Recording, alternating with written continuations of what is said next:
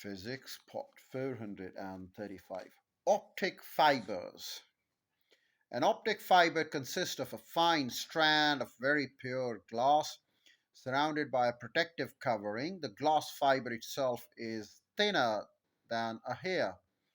Pulses of light of infrared radiation travel along the fiber as a result of total internal reflection. These pulses carry digital information along the fiber.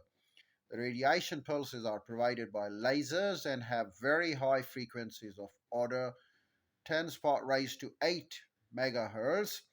In theory, the single pulse need only last for 10 spot raised to minus 14 seconds.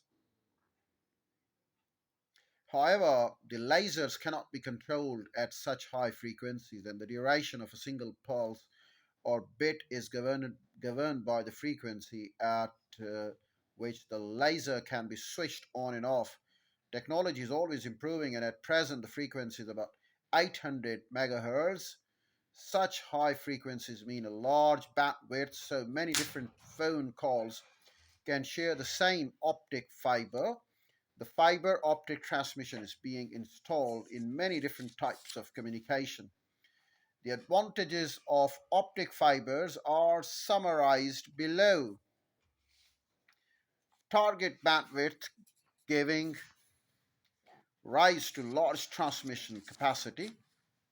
Well, I'm giving you all the advantages. Advantage number one is the target bandwidth giving rise to the large transmission capacity.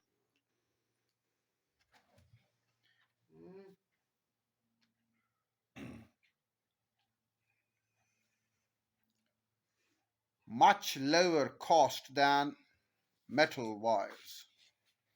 The benefit two is that the much lower cost than metal wires. And benefit three is diameter and the weight of the cable is much less than the metal cable. Hence easier handling and storage. Much less signal attenuation. So far, fewer regenerator amplifiers are required, reducing the cost of the installation.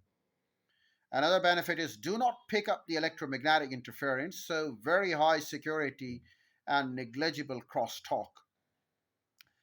Last but not the least, benefit says it can be laid alongside existing routes such as electric railway lines and power lines. So there are many benefits of these optic fibers. Now we move on to signal attenuation. When a signal passes along a wire on a fiber, it loses power.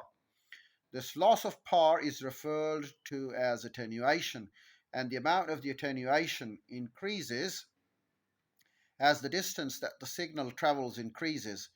In the case of electrical signal in a metal wire, signal power is lost as heating of the wire. In optic fiber, light power is lost as a result of absorption in impurities in the glass and also scattering due to imperfections. A beam of electromagnetic wave traveling through air also loses power as a result of absorption and scattering. In order that a signal may be detected, the power of the signal must be a minimum number of times greater than the noise power. This ratio, the signal to noise ratio, may be, for example, 50 to 100. Signals are amplified, and the output of the amplifier is a certain number of times greater than the input. The amplifier gain could be 100,000, 1 lakh, or 10 spot raised to 5 when a microwave signal is sent from Earth to a satellite. The signal power may be reduced by a factor of 10 spot raised to 19. It can be seen in comparing power levels.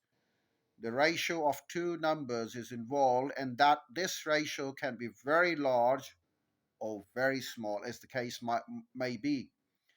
Well, in order to condense the scale of such variation and make the numbers more manageable, the power levels are compared on a logarithm scale. So we can give you the values, the logarithm scale.